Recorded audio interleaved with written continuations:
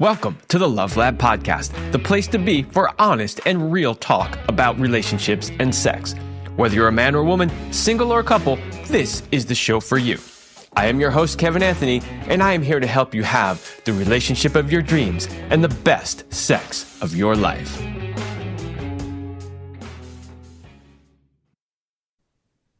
All right, welcome back to the Love Lab Podcast. This is episode 362, and it is titled, Can Psychedelics Help Solve Your Relationship Issues? I think the title pretty much tells you what we're going to talk about today. We're going to be talking about the use of psychedelics in helping you with relationship challenges. We're going to talk about what psychedelics specifically, because there are a lot of them. They're not all used in this manner. We're going to talk about how to use them properly, what types of issues they might be helpful for. So I think it's going to be a really fascinating conversation. I really enjoyed the pre-interview conversation I had with my guest today. And I really thought it was quite interesting, and I was wanting to dive deeper, but I was like, no, we got to save it for the show. So that's what we're going to talk about today. I have, of course, my own personal experiences with psychedelics, not necessarily in the same sense that we'll be talking about today, but it does give me a little bit of insight into how they work. And that has led me to create some specific questions around potential pitfalls as well. So that's what we're going to talk about today. But before we get there, a word from my sponsors. Ladies, did you know that the overwhelming majority of men consider receiving oral sex a must in their relationship? Well, of course you did, because men have been asking you for it your entire life.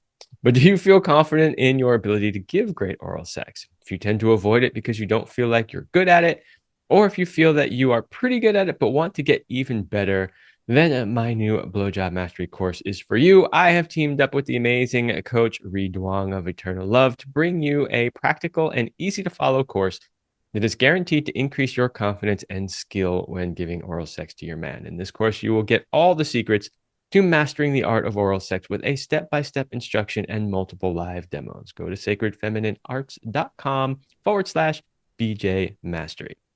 That is sacredfemininearts.com/BJ Mastery. There are some other programs for women at sacredfemininearts.com as well, by the way, some things that my wife Celine created. So those of you who've been listening for a long time and are familiar with Celine's work, some of her women's only programs are at that new website as well. And then lastly, Power and Mastery 3.0, which is the latest version of the popular men's sexual mastery course. If you're struggling with erectile dysfunction, premature ejaculation, or simply want to increase your skills in the bedroom, then Power and Mastery is for you. Join the exclusive club of men who have taken their sexual performance into their own hands and become sexual masters. Mastering your sexuality is a key component to becoming the man she has always dreamt of and craves. Don't leave your sexual performance up to chance or the throw of the dice. Become a sexual master today by going to powerandmastery.com. Now, with that program, I really recommend the Sexual Mastery program. So there's three. There's Power Up Your Erections, Master Your Ejaculation, Sexual Mastery. If you purchase Sexual Mastery, you get the other two for free. So you get the whole bundle. So that is at powerandmastery.com/sexual-mastery. So go check that out. Okay, enough of the commercials already. Let's get to the content. My guest today is Thomas Westenholz, and he is a couples therapist, ecstatic dance facilitator, and founder of Canova, a charity focused on well-being through movement, nature, and community. His work blends emotional depth with embodied practices to help people reconnect with themselves and others. Thomas also co-hosts the Couples in Focus podcast, sharing grounded insights on love, connection, and emotional growth. Welcome to the show, Thomas. Thank you, Kevin. It's great to be here, and I'm excited about the conversations today. Awesome. Me too. All right, we got to just dive right in, because when we say psychedelics, that could mean a lot of different things. And there's a lot of recreational psychedelics that could be included in that. I want to make sure that we're really clear about what we're talking about today. I don't want people to walk away and think that all they got to do is go take some psychedelics on their own and everything's all going to be okay, right? So when we're talking about psychedelics used in this sense, right, used in conjunction with therapy, what psychedelics are we talking about? Which ones are primarily used? So this is a really good question. I'm happy you bring it out because there is a lot of misunderstanding in this field, both how they're used, but also the different compounds. And certainly mixture of certain compounds can be harmful, and also psychologically people can cause harm if they don't know what they're doing. So today we're primarily talking about a compound called psilocybin, which is found in what most people refer to as magic mushrooms. And it's something that interact with primarily our serotonin receptors, which also, of course, is something that has been highly discussed in regards to depression, etc. And then we'll be talking a little bit about MDMA, which is slightly different, but also actually the main focus when we are talking about couples therapy. So those are the two we'll mainly focus on today. Of course, there's other compounds that fall into the category of psychedelics. We have DMT, etc., but that's not what we'll be focused on, because something like DMT create way too intense and powerful experiences to be something that really can be processed in a couple session, etc. So that's not something that's been a focus of research or use in this particular content. Great. I think that made it pretty clear for people listening which ones we're going to be talking about. And of course, we're going to dive into a little bit more specifically why. So, for instance, why is MDMA used over some of the others? Why is that one the primary focus? Yeah, so I think MDMA has quite some unique properties. And of course, this was more known as ecstasy, a party drug that people would take because when they went out, they would take it and they would feel this enormous sense of love and affection, right? And a lot of their normal inhibition would go away. So it would feel really good. And it tells us also why it has some great potentials in a setting of couples therapy or couples work, because primarily what it does is it lower the threshold of your amygdala, which is part of the fear response. And part of what makes it difficult, or what really makes it difficult to engage with another human being, is when our threat detection system, meaning our fear, is online. And for whatever reason, what we're interpreting is happening is a potential threat. So we mobilize and go into fight or flight or collapse or appeasement, right? That people call one of these four behaviors. And in that, it's no longer possible to relate. Because what happens is when fear is online, empathy goes offline, because empathy was not useful if the bear was about to eat your children. You don't need to feel empathy for the bear, you need to stab it with a spear. But that also means that biologically we are designed in a way where they're not online at the same time. And to be able to relate intimately to another human being, we need empathy to be online. That means we need fear to be calm and more at rest. And MDMA does exactly that. And what it does at the same time as calming down fear, which is why people tend to feel this overall sense of awe, love towards everything around them, is basically meaning the disengagement of fear. Then naturally we start feeling that kind of sensation and those emotions. And together with that, unlike many other psychedelics, it doesn't take you into an alternated reality where you can no longer really fully relate and converse with the person that is there with you. And that's quite essential if we're talking about doing it in a relational way. A lot of psychedelics are taken in a way where the person go on their own unique journey, their own unique trip, right? And often they're just in their own world. And they're not able to really converse or even have a meaningful shared reality, right? Because they might be seeing angels, they might be feeling connected to the trees, and the other person might be in their own visual imagery that doesn't allow for a shared world, while MDMA still allow us to be here cognitively online, have normal conversations, and be able to create a shared world, meaning it have great potential for relational work, right? In that capacity. Yeah, it's really fascinating. And I love the way that you explained that. Really clear. I really liked the way that you articulated that, which is basically it's shutting down the fear response. So it's taking you out of fight, flight, or freeze. And if anybody has ever tried to have a conversation with somebody that's really in that space, really in fight, flight, or freeze, you know there's no logic, there's no reasoning, right? That fear response is completely taken over. So, and people will get that way in, situations involving their relationship. In situations like, say, infidelity is a big one that will trigger people. right? Especially if they have past trauma from other relationships, and it will trigger that fight, flight, or freeze response. And so when you realize if you're trying to make any sort of real progress in moving through this situation, you're not going to be able to do it if you're always stuck in that fight, flight, or freeze. Now, sometimes when it comes to, therapy work, or, just say I'm coaching a couple, and they tend to have arguments like that, and one of these, one of the, if not both, goes into that response, that's where we'll often say, like, take a time out, right? Go do, go meditate, go do some breath work, do something to calm your nervous system back down so that you can then come together and have this discussion. However, for some people, and we'll talk about this a little further on in the show, but for some people, that kind of stuff doesn't cut it, right? And so it takes a little something else. So I think that was really interesting, the fact that it shuts down the fear response.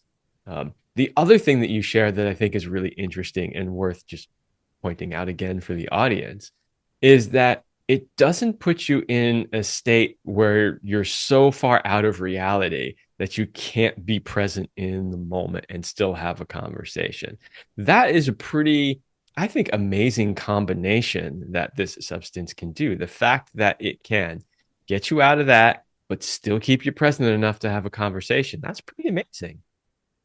It is. And I think so. One part of the element is being able to still have a conversation. And I think the other part is this, that it's still possible to create a shared world, right? Because that's a key component in us two people being able to relate. If we cannot have any shared world, then we're no longer able to relate. And I always say to couples who come into couple therapy that a lot of what we're actually trying to do, and I'm not going to go into attachment theory, I know you had plenty of that on the show, but essentially what we're trying to do is to uncover each other's maps, because internally we have all created a map of the world based on different experiences that we had of how we interpret different stimulation. And these maps are never going to be the same. And where we get into trouble is when we make presumptions based on our own map or try to force our own map onto our partner, right? That's when we get into trouble and get into these cycles and patterns that attachment theory describe. So part of what really this is about, and psychedelics just speed up this journey, but the journey is essentially still the same, is to start understanding each other's internal map at any point in time, right? Because it's like if we're driving, but I actually don't really know where you're driving, but we're trying to get to the same destination, it's going to be really messy, right? But if we somehow understand, oh, you're over here, you got stuck in the slum, and actually you need me to come and pick you up, right? Then suddenly I'm able to relate again, because now we have a shared world. So that's part of what it kind of allows us to do as well, which kind of disengage with most other psychedelics. And of course, we mentioned also psilocybin, and psilocybin is not so much being studied in couples therapy, but I have still seen how it can be very, very useful for the couples therapy when the people individually go away and maybe do some therapeutic work with psilocybin. So we can, of course, touch on that later if you want. Yeah, well, we mentioned psilocybin early on, so let's just talk about that a little bit now. So there is a pretty good difference between the two, and you've already sort of alluded to it, but talk a little bit more about it, because basically what you said is the MDMA is used when the couple is together, but psilocybin could be potentially useful for doing some work on your own. So talk a little bit about that. Why on your own, and how could it be helpful? Yes, so I think psilocybin has done in the right context. I just want to say this again because we talked about it's not the end and be all. So maybe I should just start by kind of describing what the psychedelics actually do, and especially something like psilocybin and LSD, which is very similar to psilocybin, and how it impacts your brain. And essentially what it does is what we call a neurological enhancer. And the reason I say that, there's been this false narrative that taking a psychedelics is going to heal me. And that's simply not true. What it does, it's create an amazing capacity for what we call neuroplasticity and neurogenesis, which means suddenly the brain can much faster than in normal state create new cells in the brain, and it can also create new connections. It basically means, imagine going back to a state of a child. This is why a child is so easily influenced from what happened. It's also why we protect them much more from different stimulation, right, than we do as an adult, because our brain is very plastic. It absorbs things far, far more, right, and form these new connections much, much quicker. And I think this is important to kind of say, because it also means that when we work with these components, we have to understand all it does is it makes you be able to be much more influenced from what is going to happen. Yeah, far, far more than you would in a normal state of mind. But it's also why preparation and the setting, doing and being with people that you have a lot of trust and care with when you do it, right, and choosing that environment carefully, and then making sure what happens afterwards, you don't go straight back into your normal stressful day-to-day activities, because then your brain will absorb that in a very high state of plasticity, right, which is why you really need to plan the pre, doing and after. And then you kind of ask, what is it psilocybin does that's so unique? One of the incredible features of psilocybin, and as I said, LSD very much does the similar and attached to the same receptors in the brain, is the fact that it allows something called a default mode network to shut down. And a default mode network is basically all the input and experiences that the brain have filtered into a construct of self. In psychology terms, they would call it the ego. But essentially, it's how you filter everything. You say, oh, I'm this attractive to other people, because that's all the input my brain has had throughout life. So you form a construct of self. The problem is that while this can help us navigate the world and make it easier to make decisions, it also doesn't have flexibility. And it's very difficult to change. And often what happened when people get stuck, whether it's their relationship or individually, they feel stuck. Then often that's because the default mode network is keeping them stuck in this narrative of who they are, what they're meant to do, how other people perceive them. And what psilocybin can do, especially at higher doses, is we actually see it shuts down that part of the brain. And that suddenly allow other parts of the brain that were never allowed to speak to each other to suddenly communicate. And that means you can now form completely new perceptions, both of the world around you, but also yourself, which of course can be hugely beneficial in any kind of therapeutic process, right? Because essentially what we are trying to do in therapy is to expand flexibility of the mind, right? They come in with some kind of dysfunction that doesn't have flexibility and they're stuck there. And we are trying to expand, and there's nothing really that can do that quicker than a compound like LSD or psilocybin, as we discussed. Yeah, and why is it important, that this be used maybe doing solo work rather than together? What's the difference between that and the use of MDMA? Yeah, I think the big difference is for anybody who has experienced it and taken psilocybin or magic mushrooms, as most people would call it, is the fact that you often at higher doses disengage into your own inner world. So it's very much an internal experience. It's not an outer relatable experience in the moment when you're having it. And often what it will do is it will also increase and enhance emotion, meaning if you had a lot of emotion you suppressed throughout your life, psilocybin will make you feel more, unlike antidepressants that numb all emotion. Hence why people say I feel a bit less pain, but I often also just feel more numb. Psilocybin makes you feel a lot more, right? But it means it's often an internal experience where you have to be fully present with yourself and you're not able to relate in that moment to another human being. And that means it can be beneficial afterwards through the new flexibility and expansion of your sense of self that you've created, which I've seen in couples therapy when people do this and then come back, how we can really often shortcut 6 months of work just from people having done that, but purely because they're not able to be in a relational space. It's not helpful to do in a couple session. I think a psilocybin, the psychedelic journey. Yeah, I completely agree with that. This is where I'll talk. This has nothing to do with therapy whatsoever, but just my own personal experience with substances like this. There are many times when I was younger where people would be like, let's take some mushrooms and go to this whatever, or go to the concert or go to this club, and I'm like, I don't understand how you do that, because if I take that stuff, I just want to go lay down in a corner by myself, and I don't want, I cannot function around other people on Yes. those things. So Yes. I always found it strange that people were like, let's take some mushrooms and go do whatever. I'm like, I'm going to just go lay down over there and stare up at the sky and the trees for the next 4 hours, you know? Yes. And you're saying something important because the majority of people who get psychological harm through taking a psychedelic substance is because they did it in an unsafe environment.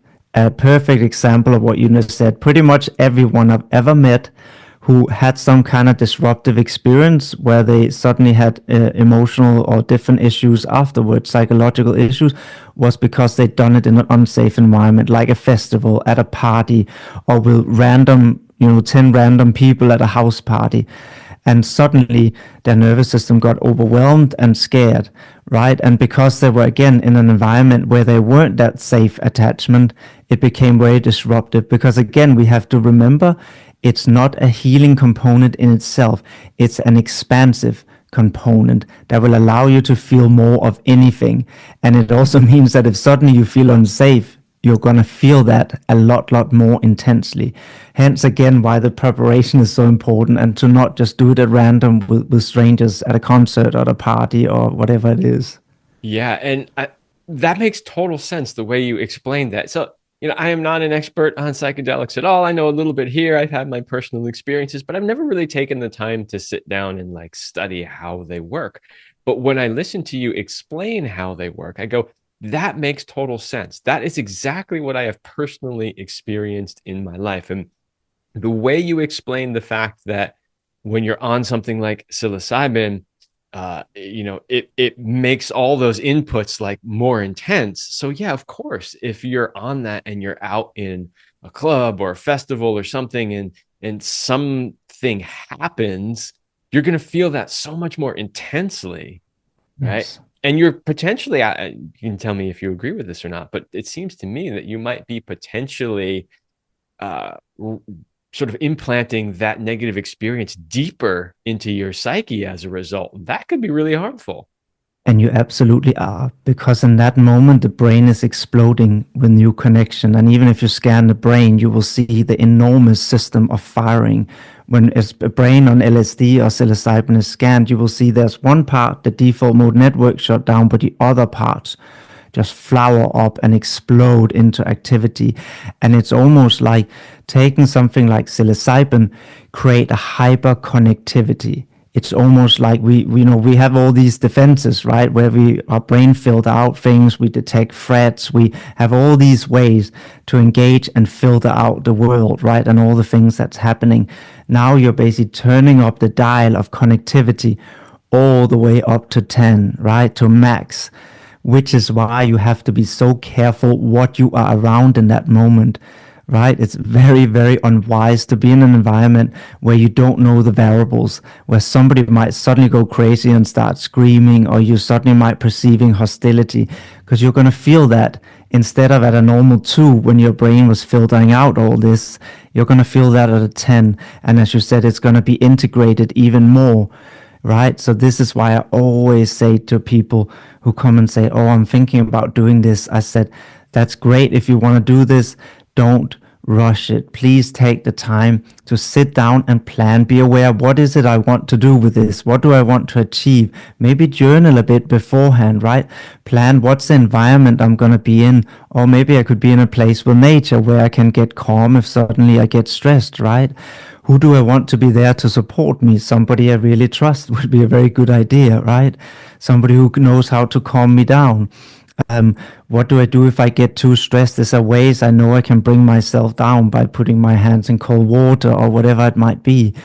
And what am I going to do afterwards when I know my brain had this experience and it's highly impacted by it? Maybe watch less news, maybe do less of the things that brings you anxiety, maybe spend less time with people that tend to bring you stress, right? And make sure you do a lot of the things that you know tend to nurture you. Spend more time with the people that feels really safe, because anything you input into your system in the weeks or months after will, as you said, be integrated far more significantly. You can almost compare it for 2 weeks to 2 months as having a brain that's back in the state of a child, meaning act the same way you would if you're dealing with a child, make sure you really control the input and you don't overstimulate it with anxious input. This is such a huge point. As a coach, and I'm sure as a therapist, it's the same. It's like when we're working with somebody, the last thing we want to do is trigger them deeper or make their issue worse, right? And so I don't specifically deal with clients who are experiencing trauma. Like that's not my area of specialty. But you can't be a coach and work with people around sexuality and relationships without inevitably, from time to time, running into people who have some pretty deep-seated trauma.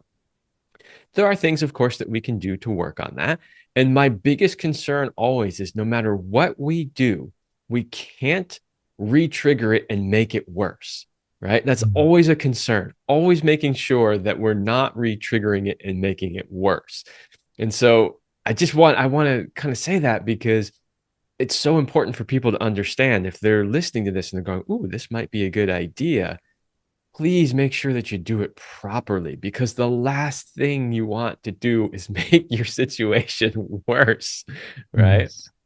Yes. And I think as you're saying this, what kind of popped into my mind, and I know I don't want to stray too far away from the psychedelic topic, but at the core of human existence and also at the core of well-being, but also dysfunction, is actually a really, really simple concept, which is what I call our internal compass.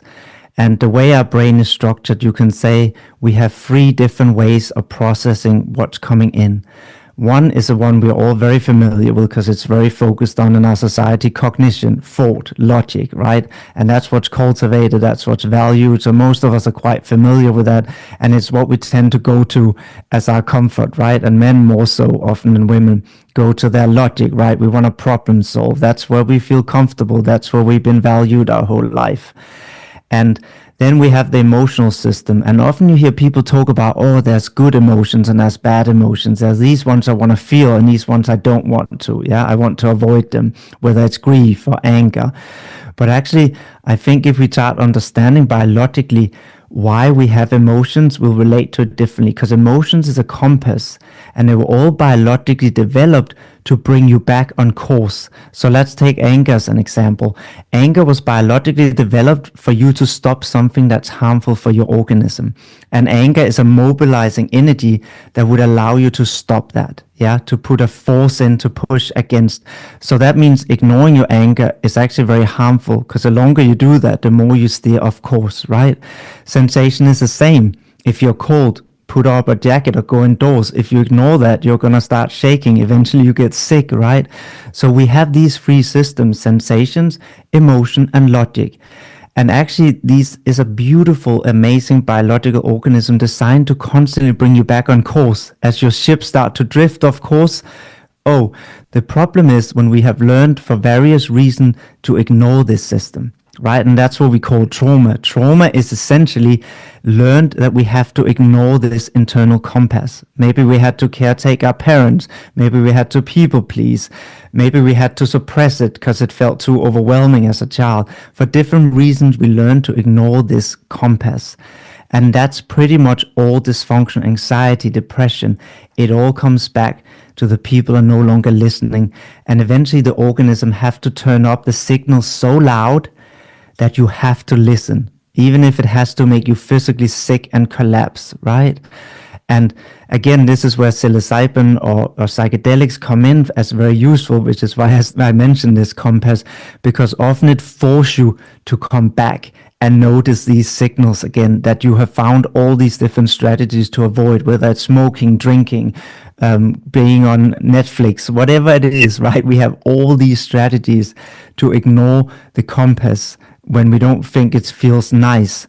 And psilocybin or psychedelics forces us back to listen to that compass, which is actually what we need to come back in balance again. Yeah, I love that you brought up the compass. My partner also does coaching work and she works with, what people are calling these days, HSPs, highly sensitive people. So this is a topic of conversation that comes up with us a lot because a lot of what she does is really helping people get that sense of the term that we often use is attunement, right? Like they get that sense of attunement back, which is exactly what you're saying, which is learning how to listen to and trust that inner compass. So yeah, absolutely relevant to the discussion. And I like the way that you described that, because I think it was really clear for people to understand how that sort of works and how the two work together. So we're about halfway through the show. I'm going to pause for a break. And when we come back, I want to talk about what types of issues, when it comes specifically to relationship, that this might be beneficial for.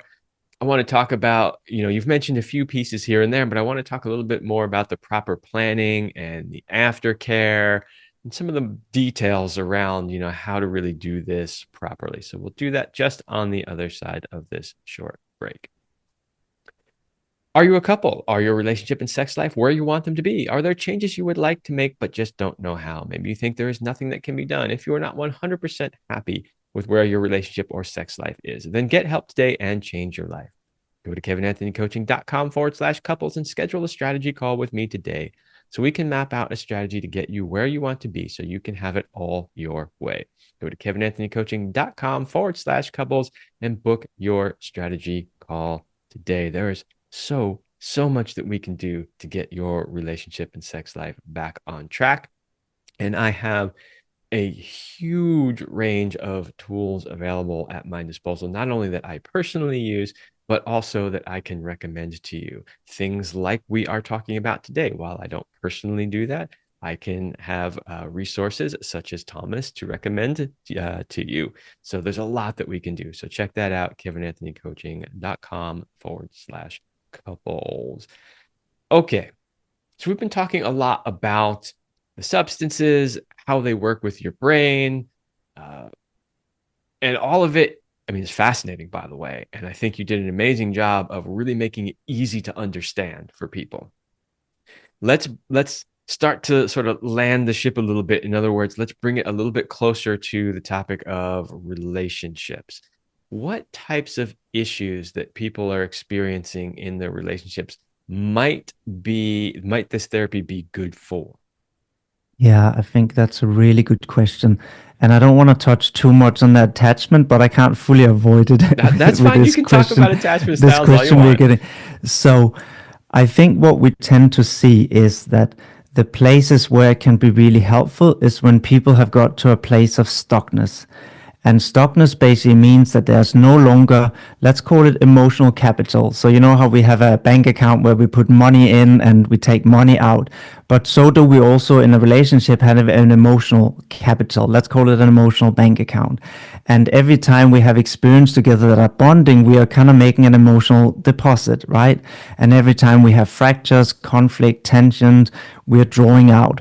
And what we tend to see is when people have, it's not so much what the issue is, it's more when they have gone with it for so long that they have been drawing out much, much more than they have been making capital investments, emotional investments. We are in overdraft. And at some point we get in so many overdraft that we can't even pay the emotional interest anymore. And that means we get stuck because there's nothing to get the car moving again. We're just stuck in the middle of nowhere, right? And it's out of petrol and there's nowhere to move. So that means we can't really get it back in motion because there isn't the capital, the goodwill, or whatever we choose to call it, to get it back in motion. That's one place where it can be very, very beneficial. Another place where I would say it could be really beneficial is when we have got to a stage where both people's threat detection system is pretty much online every time they interact. And what that means is that pretty much every time they have an interaction, we call it a predictive model. So whenever something occurs, our brains start trying to understand predictable models, right? That's how we can understand and feel safer in the world. But it also means that we have got a predictable model. Let's say every time I ask my partner for affection, I'm going to get rejected. That means even before I ask, amygdala, the fear response, is already going to be online, right? Anticipating a threat, a fearful, a painful response. And that means now engagement become almost impossible when both people are constantly in fearful anticipation of the other. And it's actually relevant what the issue is about. It could be about childcare, it could be about sex, it could be about anything. The point is that they're both stuck in a fearful anticipation, and their prediction is that I'm gonna get harmed. Yeah. And from that place, it becomes pretty much impossible to get any kind of engagement, and really difficult even with attachment theory and traditional couples therapy, right? Because you will see that part of, what a good EFT or attachment therapist will do is to try and recreate responsiveness where there's anticipation. When I open up myself and am open, authentic, and vulnerable, I can get a positive response, and that start building a positive anticipation. But if we can't even get there because both people are anticipating hostility or rejection all the time, then we can't restart that new cycle, right? That start creating a new positive anticipation from my partner. And that's where, again, it can be really helpful, because what happened again with MDMA is we shut down that anticipation of hostility, of hurt, at least for a little while. And in that moment, it allows us to re-engage with the expectation of positive outcome. That's sometimes become impossible to do in a normal state of mind, because the brain has become what we call hypervigilant. It's a bit like in trauma, right? If you have a soldier with PTSD and they hear bang, they go, that's a nervous system has become hypervigilant to threat. But that can also happen in a relationship, where the second the husband come home, the wife already anticipate he's going to go away and not be there, right? So she's already having adrenaline pumping and ready to shout at him and criticize him. He's already anticipating, I'm going to come home and be criticized and shouted at, right? So he's already, I'm not going to engage because this is a hostile environment. I'm going to run to my room. And so they get stuck in this same cycle, right? And because they have a hostile anticipation or a fear of rejection, right? We can't re-engage. And this is where, as I said, shutting down that fear response suddenly allow the brain to possibly anticipate something else, maybe even a positive or loving or kind response, right? Which makes it possible to then reconstruct these moments we're trying to create of asking for something and getting a response to it. That's attunement, like we talked about before, that's attuned and responsive. And that tells the nervous system, this felt safe. And all we really do need to do is give them a few of these experiences, and then the nervous system start trust, maybe this is possible. Maybe I can take a risk to actually not criticize him, but say, hey, I really need a hug when you come home from work. And maybe he can take the risk to say, actually, it's not that I don't want to be with you, but it's that your criticism is so devastating for me that I have to run away. And then we start changing the dynamic into a new cycle. Yeah, that's amazing. I'm working with some clients right now. They're a couple, and the woman in the couple has had some pretty deep trauma. She's experienced some pretty difficult things, but she's done a lot of work on it, and she's really come a long way. But one of the things that's come up in the work that we've been doing is this idea that there's something still there that's stuck. And that's the word that made me think about this particular client. You were describing when you get stuck in a place. There is something about a particular traumatic experience that is just stuck. And it's just, no matter what she's done so far, she can't get it to move. So what we worked on recently was, I basically was giving her a list of alternative therapies and things that might be able to help her get unstuck. Somatic therapy was one of them, but psychedelic assisted therapy was another one. And what's amazing is, to me, sometimes it seems kind of simple. Like, what did I really do for you? All I really did for you today was give you some possibilities, some opportunities. But when you realize that a lot of people are not even aware that these things are possibilities, that they exist, or that they could be used in this fashion, it was like a big light bulb went off for her. And she was like, oh, you know what? Somebody else actually mentioned that to me once before, and that might actually be the thing. So she hasn't embarked on that journey yet, but just the idea that now she's got resources. And I really hope that if she does do it, she comes back and tells me the results, because I would love to know how that actually worked out for her. But the main point simply being is that stuckness, right? Like, that is something that could help you when you get to that place, when you've done all the therapy, when you've done all the other things in the coaching and all that, and you're still stuck in that place. This is something that might be able to help you. That's it. There's another piece that you brought up that I really want to talk about also. Um, I forget the exact words that you said, but basically you said something along the lines of, you know, it turns that off at least temporarily, right? And Mhm. allows you to see that there are other possibilities. This is something that has been sort of a big pet peeve of mine when it comes to psychedelic use for a long time. So I really want us to talk about it for just a moment. And that is this. I have seen, I live in Southern California. There's like a shaman in town every other week. There was a point in time a few years back where I was getting invited to an ayahuasca ceremony or a San Pedro ceremony or something literally every weekend. Like if I wanted to, I could go sit in one every weekend. Like that's how many invitations were coming in to go to such things. But what I had noticed is that there were a lot of people that literally were going every single weekend over and over and over again. And my point of view on that always was, first of all, you don't have time to integrate any of what you're learning with that. And then I used to use this analogy. I used to say, these substances, my analogy was they like kick the door open, allow you to see what's behind the door. But then when you're done, the door closes again. And that's when the real work starts, because that's when you have to figure out, how do I get back there on my own without the Yeah. need of the substance all the time? And I'm wondering what your take on that is. Well, I think you're spot on, and actually, I think the what you're describing essentially, this people going back again and again to do another and another and another retreat, yeah, is a perfect example of the complete lack of proper preparation, of proper setting, and on proper integration. Yeah.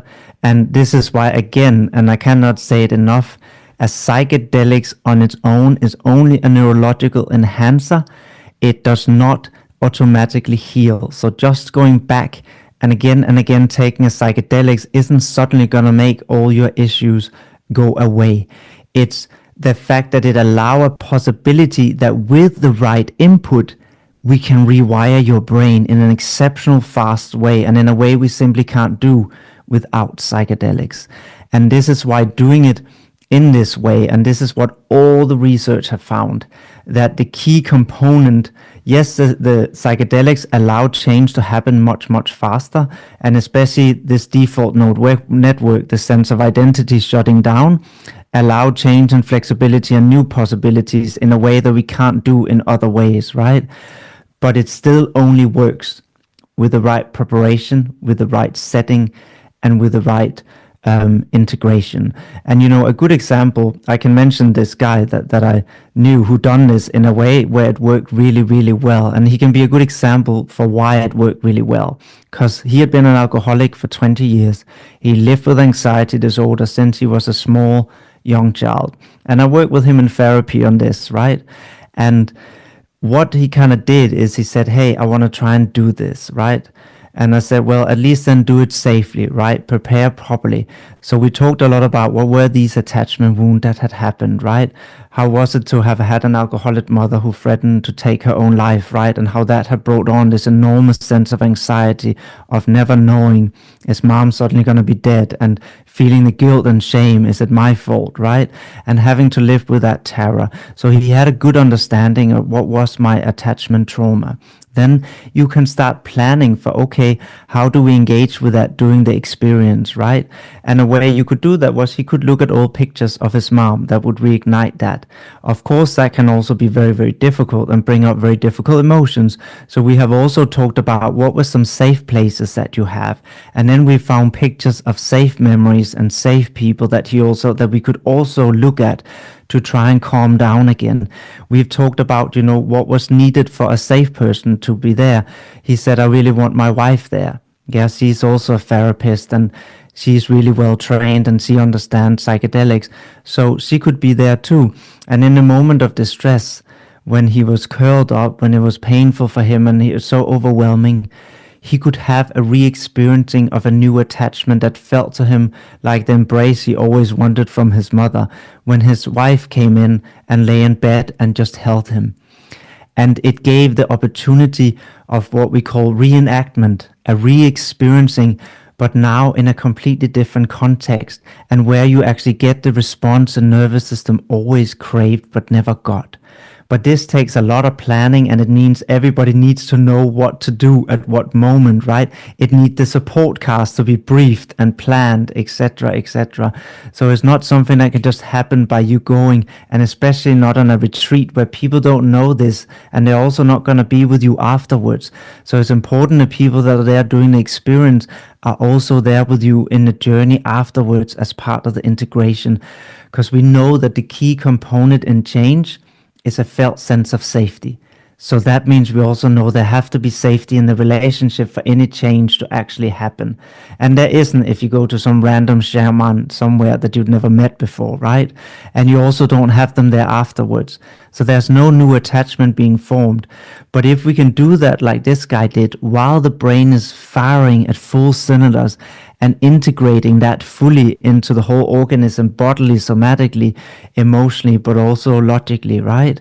And the logic we often do afterwards, but in the moment they get the emotional and embodied experience of this, which is actually the key component to long-term change. It's not logic, it's felt experience that we know that change people long-term. And few things will be a stronger felt experience than a psilocybin or psychedelic experience, right? And then afterwards, you then, again, in this example, he had integrative therapy, right? With me, and he obviously had his wife still there who was part of the journey to support. They would do daily practices. He didn't do any work, and after 2 sessions he hasn't touched alcohol again, and this is several years ago. And he came into my therapy office and he cried, and I said, what are your tears about? And he said, this is how you experience the world. As he was looking around, he said, I don't feel the fear anymore. There was always fear. And he said, it's not, I feel calm when I look around. And of course, that was quite overwhelming for him, not having had that sensation in 30 plus years, right? And this is an example, but I give this example to say the reason that it worked was not the compound in itself. It was all the preparation. It was knowing his triggers. It was knowing his comfort points that would calm him down. It was knowing what people he trusted and make sure they were there doing and after.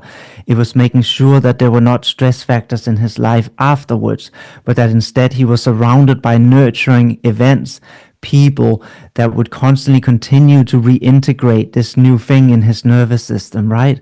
That we have about 2 weeks to 2 months approximately of repeating and really wiring in a way that we just can't do in any other way. And it's a good example of how it goes when it's done right. He didn't want to do any more psilocybin. He had no interest in doing it again. And when done right, people don't have any interest. You will also find in the research that's being done at different universities around the world, their participants have no interest in doing it again. Actually, a lot of them said, no, thank you. I don't need to do that again for quite a while, if ever, because that was quite intense, right? And they have kind of got the realization they needed and the right integration. Yeah, that was always my experience with it. You know, like I mentioned earlier, I was getting invitations all the time. And the thing that I would always say to people is, you know, I'm good. Like, I don't feel a need to do that again. You know, and that's my advice to people always was, and still is, you know, whether you know, I of course recommend that you go, you know, see a skilled practitioner such as yourself. But even if you're going to go do, you know, with the local shaman or whatever, my advice was always, you have to feel the calling, right? Like you have to feel like this is something I need to do now, not I should do it because somebody told me so, or because it's here in town or whatever. So it's that idea of when you know that this is, when your sort of subconscious feels that this is something you need to do, you know, and otherwise, like once you've accomplished what you need to accomplish with it, you won't get that feeling, right? And if you have at least a decent attunement, you'll be able to hear that and listen to it. Absolutely. And, you know, I think even when you mention people going back again and again and again, that in itself is a trauma response, because you can even, I can compare it somehow to somebody who's doing self-harm. Somebody doing self-harm rarely does it because they want to kill themselves. They often do it because they feel so out of their body and they just want to feel something. and cutting themselves, at least temporarily, it doesn't solve the trauma, but it allows them to feel back in their body for a little bit, to feel something, right? And that's often a very misunderstood concept, but actually you can say to some extent there's similarities here in a person who go back again and again, because it's, I just need a moment where I can feel something, but I'm not actually making constant fundamental changes, hence why I have to go back again and again. It's like just another way of trying to feel something for a little bit, but nothing actually heals, just like it doesn't through cutting yourself, right? It doesn't heal. It just allows you for a little moment to feel some of those things that are so shut away that you can't really feel, right? But it doesn't fundamentally change or heal unless you do it properly. Yeah, I completely agree with you. I think you are right on about both of those scenarios about, people either, just wanting to feel something either through the medicine or through, bodily harm. I think that is completely right on. And I think that's a point that a lot of people miss, Yeah. especially when it comes to the psychedelics, because I think they get, tell me what you think about this, but I think they often get lumped in with other things like other drugs or other alcohol whose intent is to really numb out, right? And so Mm. people will, oh, they're going because they just want to numb out. But what you're suggesting here is actually quite the opposite. It's that they want to actually finally feel something rather than be numb all the time. That's right. And, and you're spot on. And you can say pretty much most of our strategies when our nervous system is overwhelmed is numbing out, whether it's going on social media all the time. It's numbing out. I don't have to sense what's happening internally as long as I'm scrolling, right? Whether it's alcohol, whether it's drug, whether it's excessive psychedelics, it doesn't matter. It's essentially the same concept. It's trying, as you say, to numb out and not have to feel too much of this discomfort, right? And what we're saying is actually part of what it is to actually come back to a more balanced place, and actually working with the trauma is to feel it and allow to feel it, but in a safe environment. I'm not saying do this on your own if it's something that's overwhelming. Hence why we say have a therapist, have a partner, have other people that can co-support your nervous system. Because the reason we don't look at the trauma is that our organism already knows I don't have the nervous system capacity to hold this. So this is why you can say it's wise that we suppress it and numb it out, because the organism already knows I don't have the capacity myself, meaning if I open up that box, I'm going to go into overwhelm, right? We call it outside the window of tolerance. But this is exactly why when you do it with other people, you have multiple nervous system to tap on. You have people who can help you co-regulate, especially if they're close to you and know what works well for you. And that means in the period of time, of course not all the time, but in the period of time when you're doing the psychedelic journey, you can borrow from their nervous system additional resources that allow you to have far more capacity so you can actually face this. But this is also why, again, going to the shaman or these random 10 people you're lying with that you've never met before, you're playing a huge risk. Yeah, it might be beneficial, and I know people who had beneficial journeys in that way, but it could also be really harmful. You're playing the Russian roulette here, right? While if you do it in a safe environment, we know that there's a huge percentage that have positive outcome, and the percentage that end up having difficult experience afterwards are extremely low. Yeah. So we've only got a few minutes left here. I want to talk just a little bit more about the importance of the aftercare. Uh, Yeah. you've touched on it a little bit already, but let's dive a little bit deeper. What are some of the reasons why aftercare is so important, and what types of aftercare should people be doing? So, a great question. So, the aftercare is so important because we have this neuroplasticity we talked about, where it's firing and creating new connections, meaning whatever we do will impact the nervous system much more and long term, right? And that means if we go back to a stressful environment with lots of stress factors, with all the fractured attachment we might have, then what is eventually going to happen is that it's going to be integrated. So part of the aftercare, I think I have a few different components I would look at, right? So I think there is nature. So often what psilocybin and psychedelics does is connect us more to our roots, our ground, which is we are a product of nature, right? Even though we are very disconnected in the world we live in from nature, behind these walls, staring at these screens, we are a product of nature.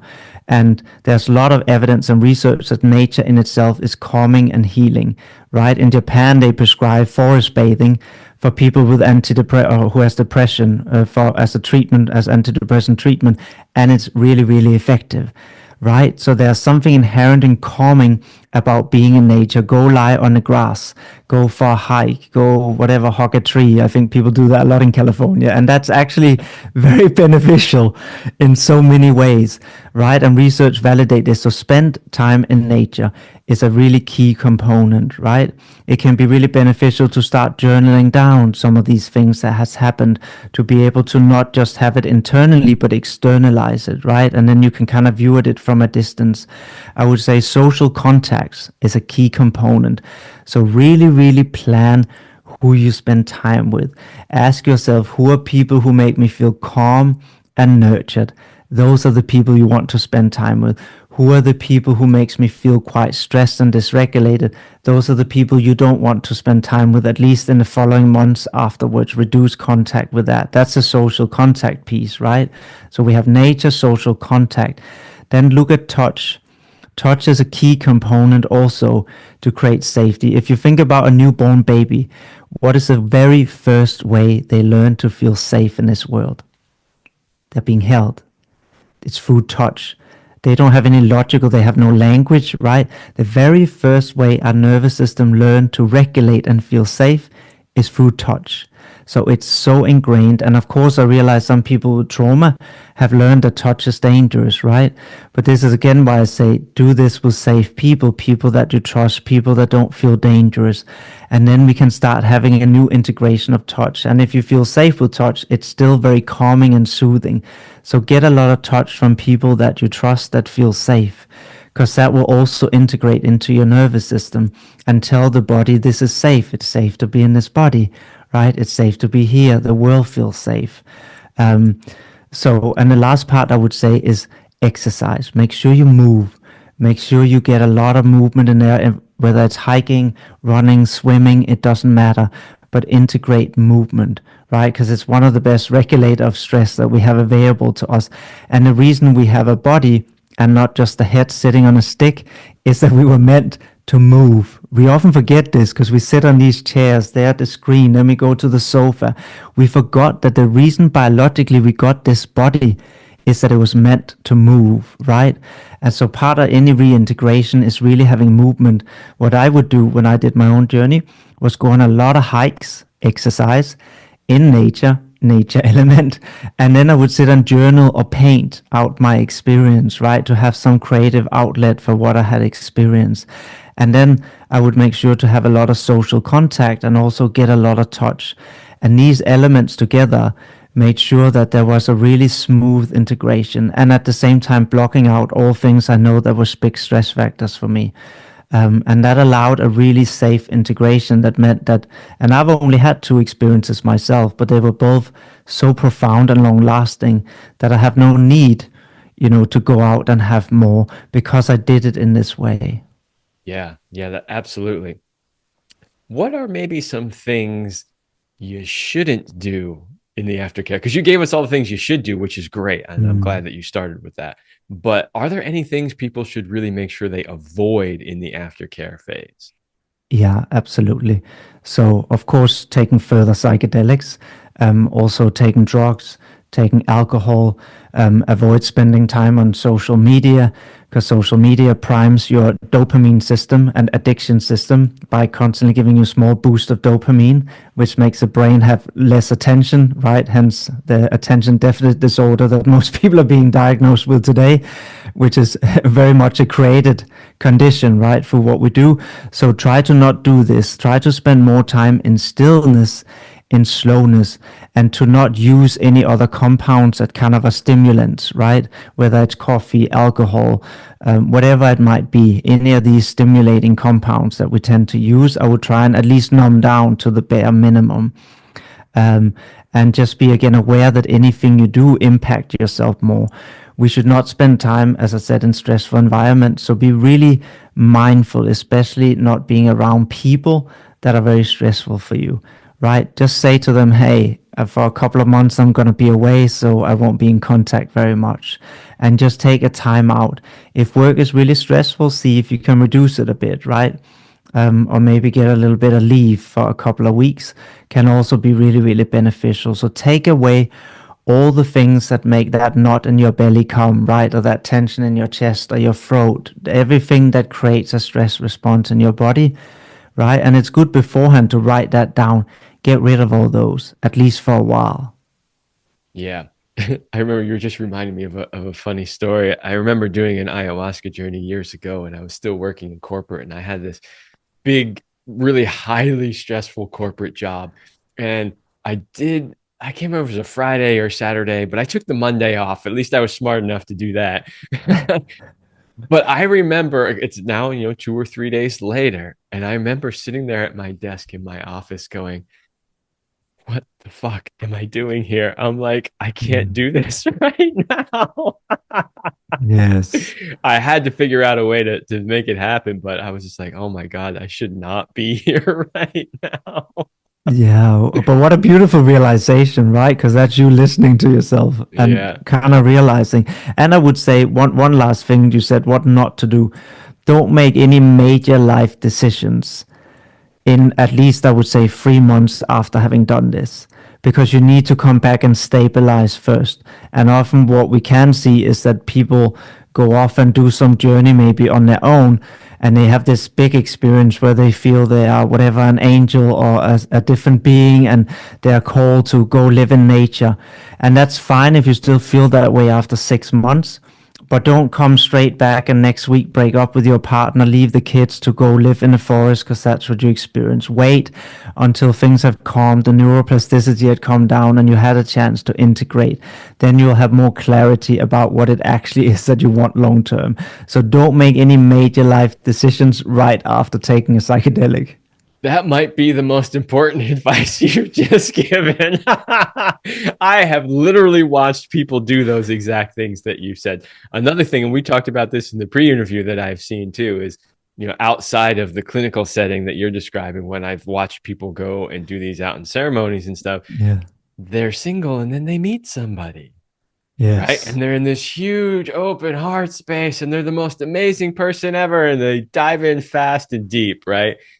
And Yes. then, 3 months, 6 months, whatever it is down the road, when that starts shifting, all of a sudden they end up in a really dysfunctional relationship.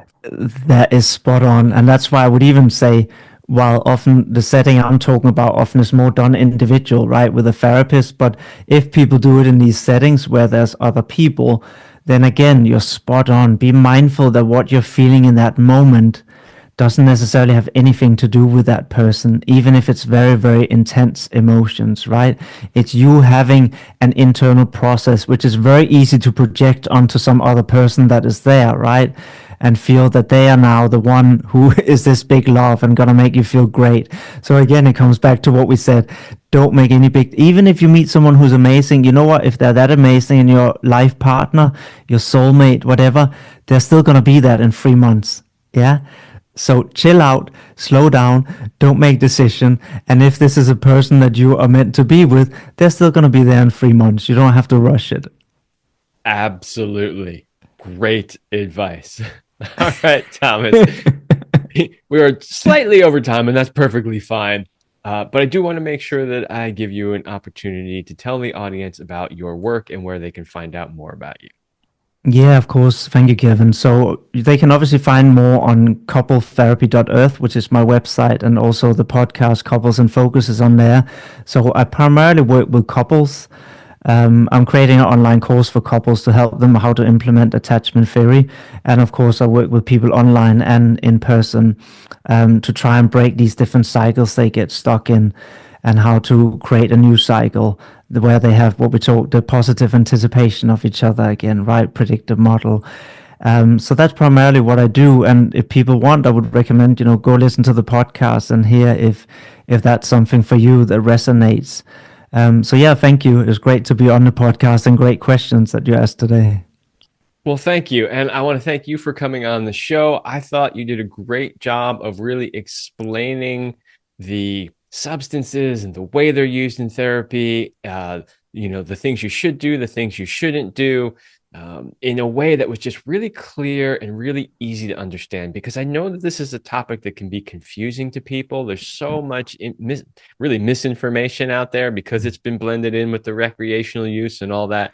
So for you to come on and be able to really deliver in a clear and concise way and say, here's possible benefits, here's where you should apply it, here's where you shouldn't, here's how you should do it, I think has been very, very valuable. And I appreciate that. Oh, it's been my pleasure, Kevin. And I hope people took something from it so they can, at least, if they engage with these substances, do it in a safe way where they actually benefit long term. Yes. And the links that Thomas mentioned, of course, will be in the show notes. So if you are interested in working with him, go check that out. One last time, I want to thank you for coming on the show.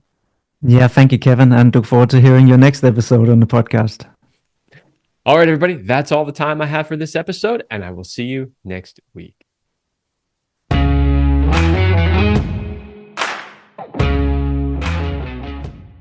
I hope you liked this episode of the Love Lab podcast. If you enjoy this show, subscribe, leave me a review, and share it with your friends. And for more free exclusive content, join me in the Passion Vault at kevinanthonycoaching.com/vault. That's kevinanthonycoaching.com/vault. Thanks for listening. And remember, as Celine used to say, you're amazing.